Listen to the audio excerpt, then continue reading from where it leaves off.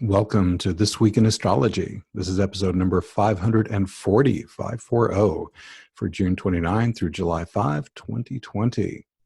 We have three major astrology events this week, starting with one of the most important of 2020, namely the second of three Jupiter-Pluto conjunctions. We also have Saturn retrograding back into Capricorn and the third and final eclipse of the current series. Thank you so much for joining me. I'm your host, Benjamin Bernstein, broadcasting from thisweekinastrology.com. I simultaneously record these weekly forecasts as an audio podcast and a video, so you can choose whichever format you like.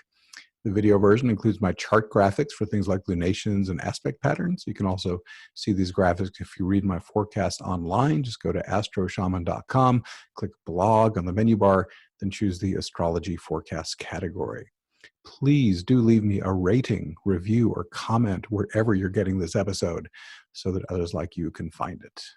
What's old as we come into this week? We have a waxing moon, Mercury still retrograde through July 12th, and longer lasting retrogrades, Jupiter through September 12th, Saturn through September 29, Pluto through October 4th.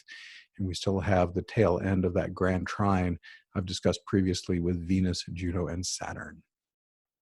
So let's get into our highlights. We start with a Jupiter-Pluto conjunction. Whoa. And just a little note here. I chose not to reinvent the wheel when I wrote this, so I borrowed heavily from my April 4th interpretation of the first Jupiter-Pluto conjunction. I deleted sections that are no longer relevant and have added new material relating to Black Lives Matter and social justice.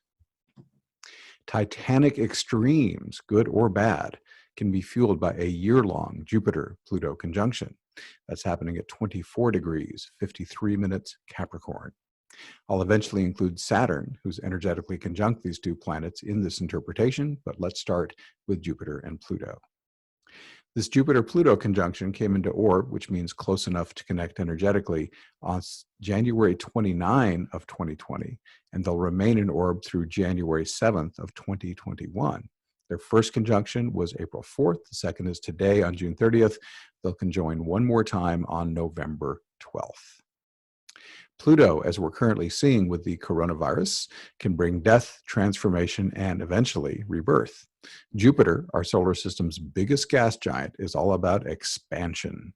So he can take whatever Pluto is doing, and make it truly gargantuan. Ren Butler masterfully lays out these Jupiter-Pluto possibilities in his wonderful book, The Archetypal Universe, Astrological Patterns in Human Culture, Thought, Emotion, and Dreams. I'll link that in the show notes. As always, I feel blessed to draw from his masterwork on planetary combinations, with his permission, to share these archetypal possibilities. First, I'll share the most compelling ideas from Ren's Jupiter-Pluto section. Then I'll add in the most important themes from the multi-year Saturn-Pluto conjunction, as well as other planets who make strong aspects to the conjunction of Jupiter and Pluto. The bottom line is what we're really looking at is 2020's most important astrological event, a Jupiter-Saturn-Pluto triple conjunction. Let's start with some positive potentials of Jupiter and Pluto. Great resources and potential, titanic evolutionary forces, the capacity for enormous success, empowerment through education, intensive urges to improve, the recognition that power either benefits all or none, an ethic of right makes might, as opposed to the other way around, dramatic opportunities for regeneration and transformation, beneficial destruction, heavy experiences with a positive outcome, the long trip into and through the underworld of the psyche, triumph through facing death, intense idealism, the faith to move mountains, empowered activism or philanthropy, the urge to share one's transformative experiences with the larger culture, and the power of truth. Obviously, this Jupiter-Pluto conjunction has plenty of upside potential, but we're also wise to stay alert to its darker possibilities. These include extreme material or spiritual ambition, a tendency to feel high and mighty, which threatens those in authority, an obsession with glory and greatness, political drama, no shortage of that these days, delusions of superiority, opportunities to abuse power, runaway power trips, inclinations to act as a law unto yourself, the power elite, plutocracy, obsessive righteousness, fanaticism, and overkill, misplaced moral urgency, religious or other dogma, ideals of betterment and progress as a reason to dominate other people and nature, stupendous waste of shared resources. All these keywords, by the way, were created by Wren long before we had our current administration in office. So the Jupiter-Pluto conjunction can be used selflessly and or selfishly. Earth is a free will zone, so we each get to choose how we behave on this spectrum. The same is true for the Saturn-Pluto conjunction, as I should have said Saturn-Pluto conjunction. A year of Jupiter-Pluto might seem like a long time, but the Saturn-Pluto conjunction lasts nearly 4 years. It came into orb on January 31st of 2018 and will not wrap up until December 18 of 2021. If you can spare a few minutes, I strongly encourage you to read my deep dive interpretation of the January 12 Saturn-Pluto conjunction. You can also listen to a 28-minute MP3 of me interpreting it, excerpted from my 2020 Astrology Forecast Lecture. This free MP3 contains lots of additional information about this momentous event. I'll have links to those in the show notes. Drawing from that forecast, here are the potentials of the Saturn-Pluto conjunction that feel most important during our pandemic. I once again acknowledge, drawing from Ren Butler's The Archetypal Universe, as well as Richard Tarnas's masterwork, Cosmos and Psyche, Intimations of a New Worldview, which I will also definitely link. That's an amazing book. The single best book on the influence of outer planet heart aspects on human history. So here's some of those keywords about Saturn-Pluto.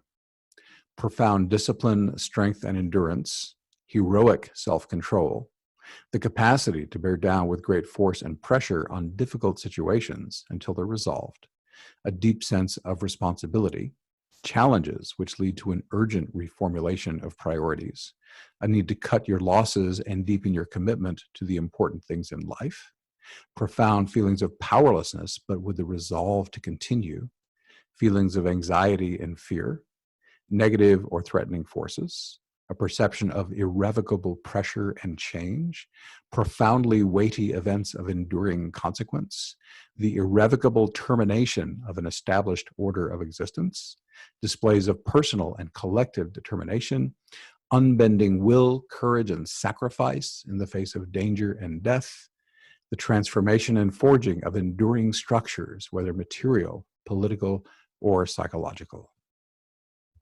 So let's now go to aspects to this Jupiter-Pluto conjunction. We're back on Jupiter-Pluto now.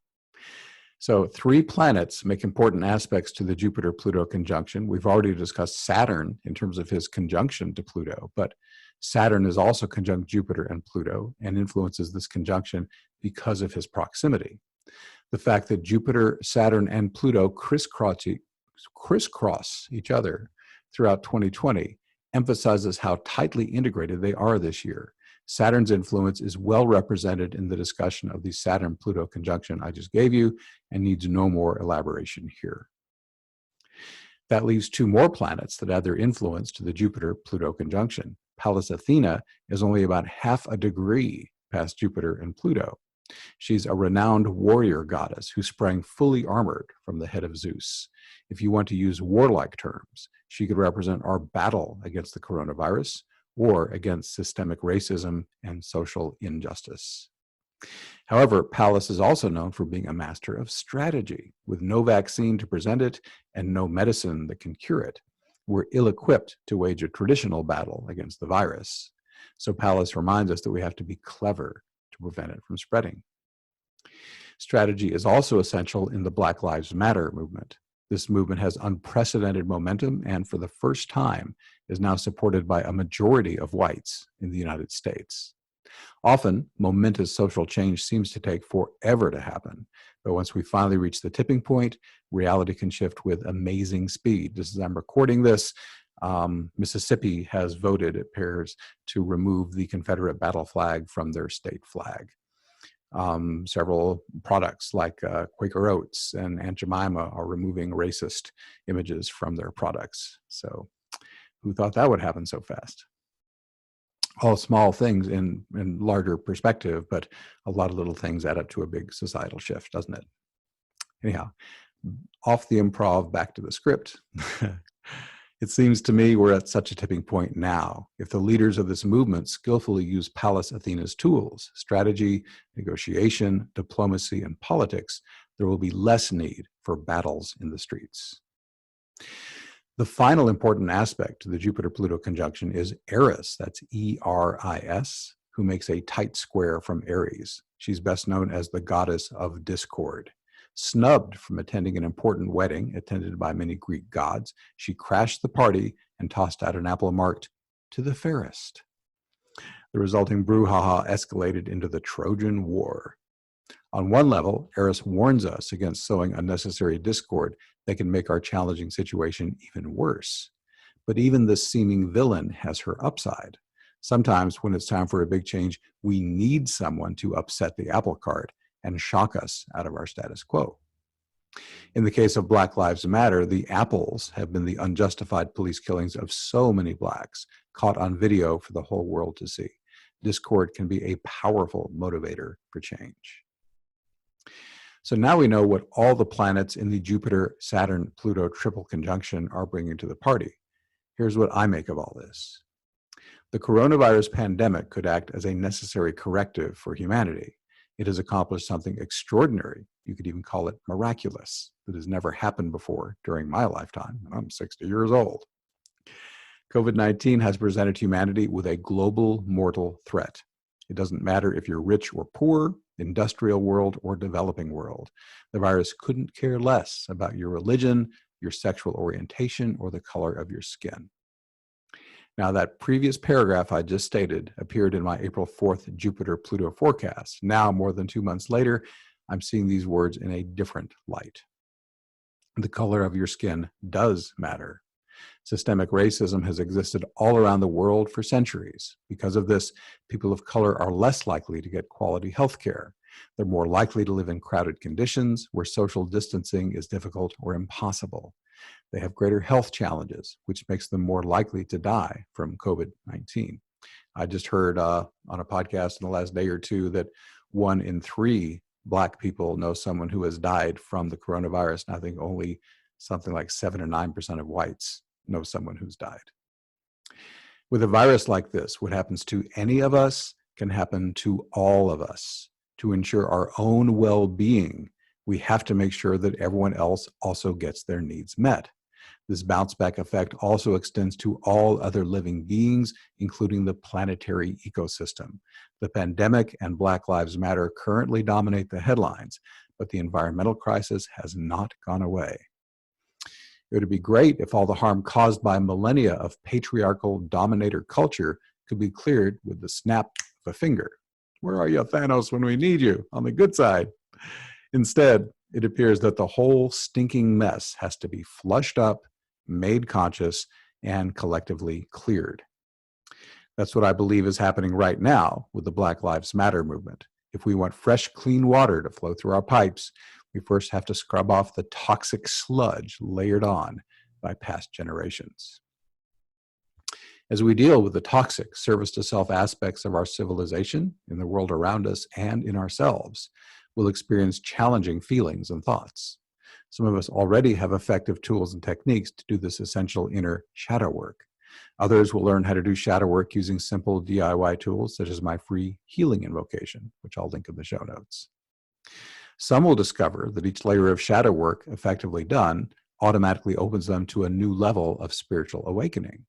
Encouraged and excited by this newfound bliss and ecstasy, they'll feel called to establish a deeper spiritual connection.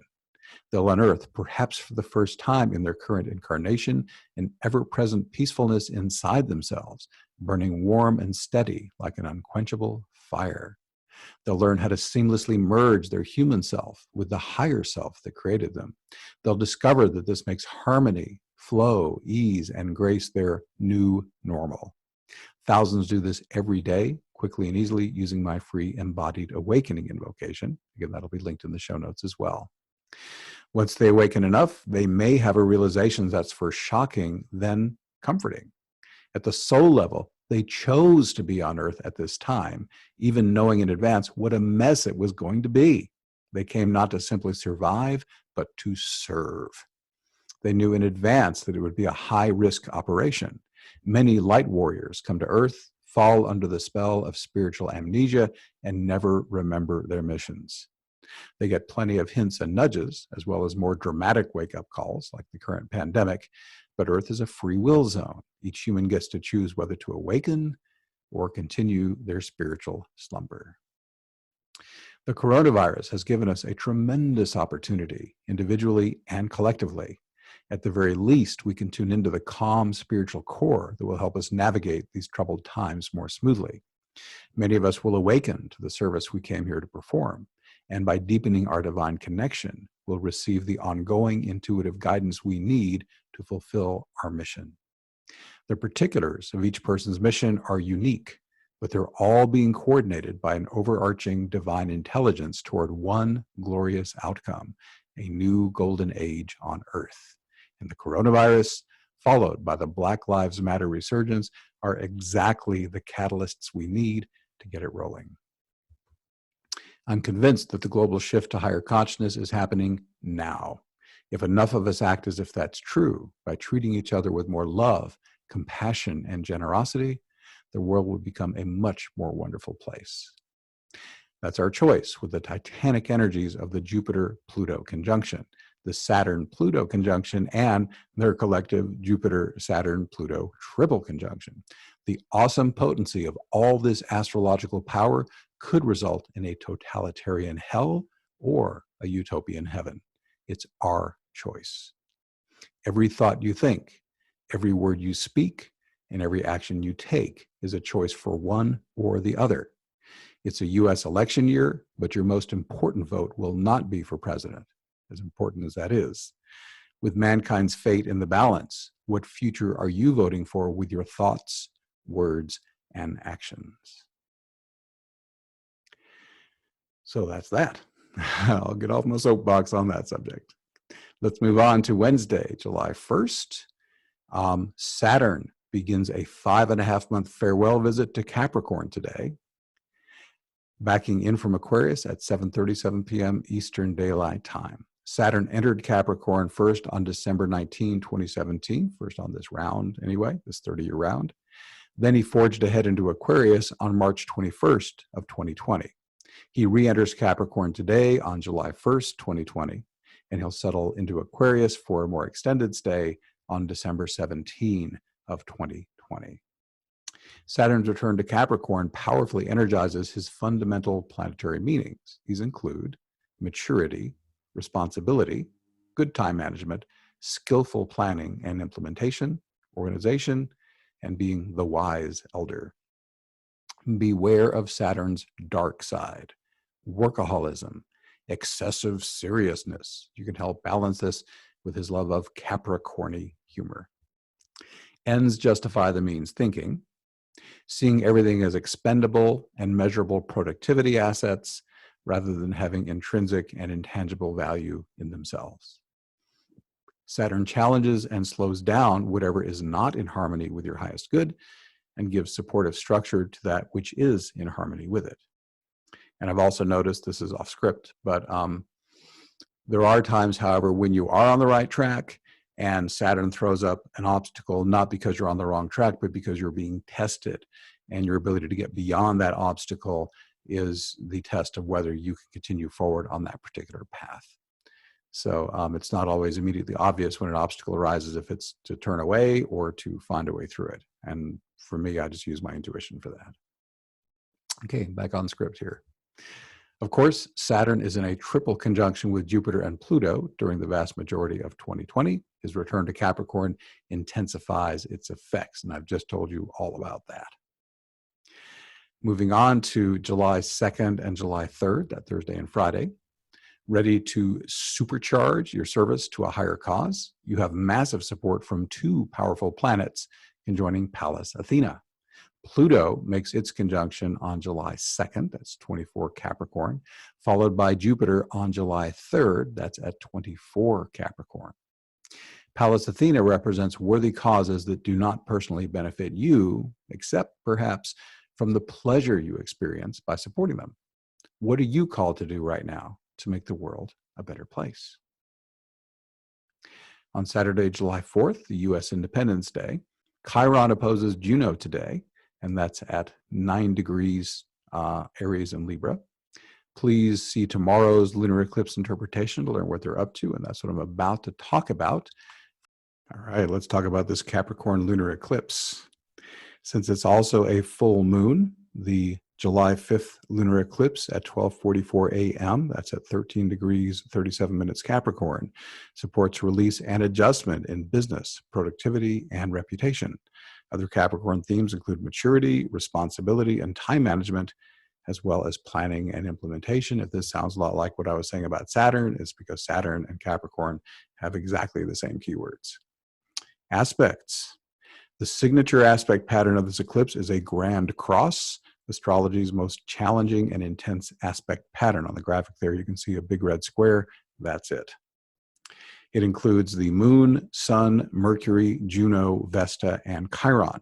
Let's start by looking at different parts of the grand cross, starting with Vesta, who's the thing at the bottom, black, kind of looks like a little black campfire. 3 supporting players from the June 21st solar eclipse now step into starring roles: Vesta, Juno, and Chiron.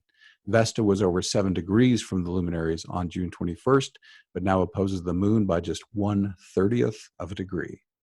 That brings the theme of selfless service to a higher cause front and center. There is certainly no shortage of higher causes at the moment. Do you feel inspired to assist some of those whose lives has been upended by the pandemic? Is it time to throw your support behind Black Lives Matter? Or is there some other noble cause you feel called to assist? The luminary solar eclipse squares to Juno and Chiron. Juno is there on the right, looks like a cross with a bad hair day. And on the left, the green old-fashioned looking key guy is Chiron. If you're like most people these days, and in case I didn't just say this, I skipped a part, forgive me, here we go. The luminary solar eclipse squares to Juno and Chiron were loose, about 7 and 9 degrees in orb. Orb, as I said earlier, is how exact is an aspect. But during this July 5th eclipse, these squares tighten to a 4-degree orb. This puts a front page, bold type emphasis on wounding and healing, that's Chiron, in committed partnerships, that's Juno. If you're like most people these days, your relationships are hitting you with lots of emotional triggers. This invites 2 levels of healing work. The first is relational. As always, I recommend Marshall Rosenberg's masterwork called Nonviolent Communication, A Language of Life, Life-Changing Tools for Healthy Relationships. This amazing book gives the best relationship healing process I know, and I'm not alone in my opinion. This book has sold over 2 million copies worldwide and is translated to over 35 languages. There's a link in the show notes to that. The second level of healing work is internal. If you're like most people, you were never taught how to efficiently process challenging emotional catalyst. So many people either ignore difficult feelings, fight them, distract themselves, or find a way to numb out. These approaches may offer temporary relief, but you can be sure that any unhealed pain will be back again and again and again. The better alternative is to heal it once and for all in this lifetime, or be forced to face it again in a future incarnation. If you're already skilled at this type of self-healing, also known as shadow work, congratulations. If not, or if you're open to a new approach, give my free healing invocation a try. I'll link that in the show notes. It delegates the healing work to your higher self. It's fast and effective and has helped thousands of people clear heavy energy with remarkable speed and efficiency. To be honest, it's not really my technique. I was given these invocations for healing and awakening by the plant spirit ayahuasca during a shamanic ceremony in 2011. I continue to enthusiastically share these techniques because they're still the best DIY healing and awakening tools I know. And I give them away for free because I want as many people as possible to have access to these way cool techniques. All right, back to the Grand Cross, Mercury. As a member of this Grand Cross, Mercury could represent learning or teaching about anything I've discussed so far that relates to Vesta, Juno, or Chiron. More broadly, Mercury's presence invites adjustments or release of any beliefs that no longer serve you, as well as how you're learning and sharing information. With Mercury in Cancer, feel whether specific information truly resonates with your heart. This lunar eclipse also incorporates a cradle. and that's on the left side. It's a blue figure. You've got those dashed lines that sort of have three 6-degree things, and they're connected by the opposition. This aspect pattern, I didn't say who was in it. It includes the Moon, Sun, Ceres, and Uranus from top to bottom. Moon, Ceres, Uranus is the blue guy. Looks like a cross between a Klingon and the Enterprise. And at the bottom, of course, is the Sun, the circle with the dot in the middle.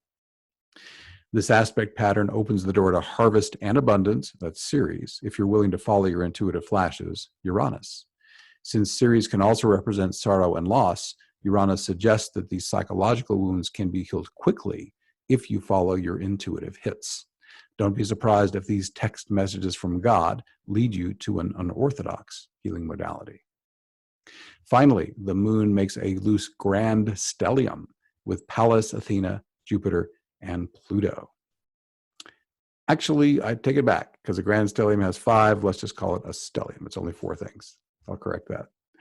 Pallas invites you to fulfill your goals using strategy, negotiation, and diplomacy. Although she's the warrior goddess, she might prefer that you unsheathe your sword only if negotiation proves fruitless. As to Jupiter and Pluto, did I just not talk endlessly about those? So you already know about them from earlier in this podcast or this video. This lunar eclipse's Sabian symbol is an ancient bas relief carved in granite remains a witness to a long forgotten culture. Our world is rapidly accelerating toward an extraordinary tipping point.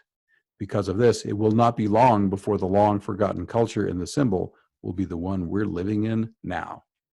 From this more awakened perspective, we'll shake our heads in amazement that humanity, circa 2020, was so deeply mired in darkness and delusion. There can be no return to the past. The winds of change, astrological and otherwise, are blowing us into an unknown and potentially glorious future.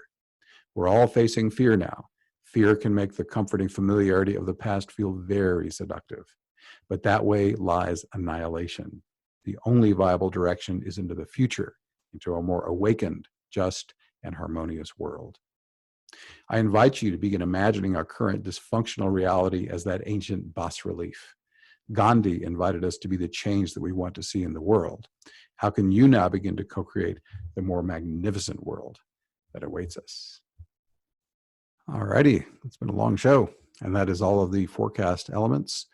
There were a few other minor events that I chose not to include. I figure at this length, you've got enough on your plate for 1 week. I do want to thank those who have sent their charts in the last month. This is something I do every time we get into a show that gets into the beginning of the next month. Thanks to Virginia and Alea, who sent in their chart data. You both remain eligible to have your charts used in the, when I get back to doing listener charts as part of the forecasting in this show.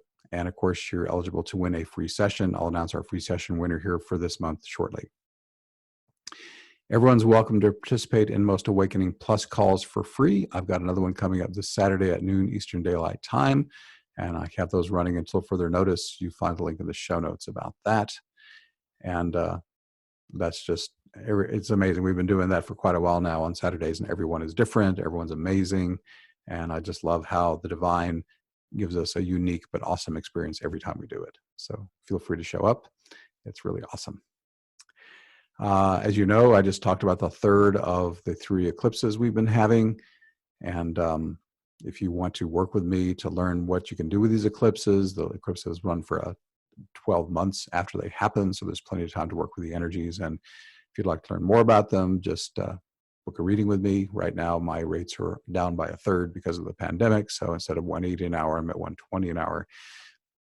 And it's a good time to be checking out these eclipse effects along with the other stuff happening in your chart, like slow planets making hits to your natal chart and such like that. Okay.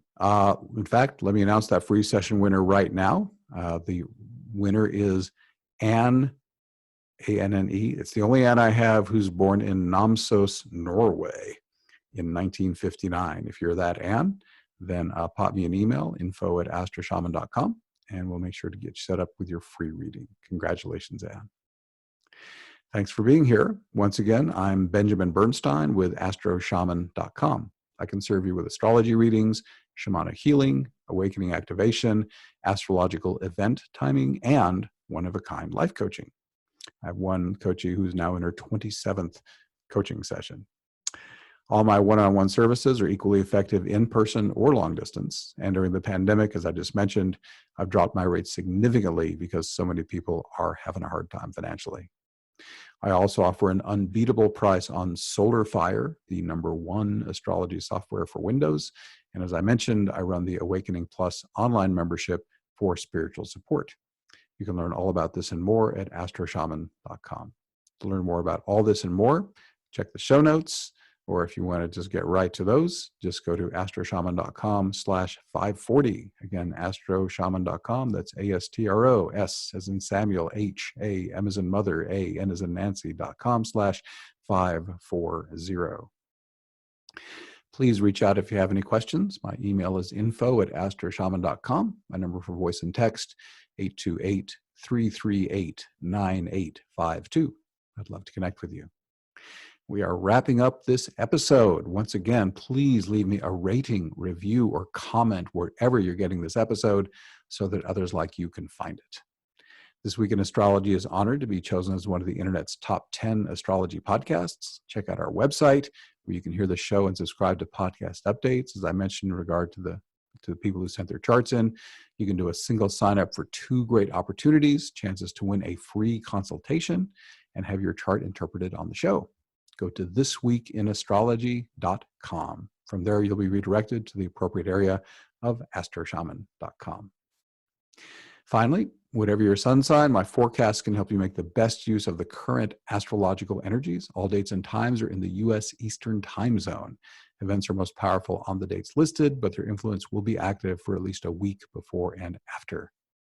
Everyone's affected by these global transits, but you'll be most powerfully affected when moving planets activate sensitive points in your natal chart.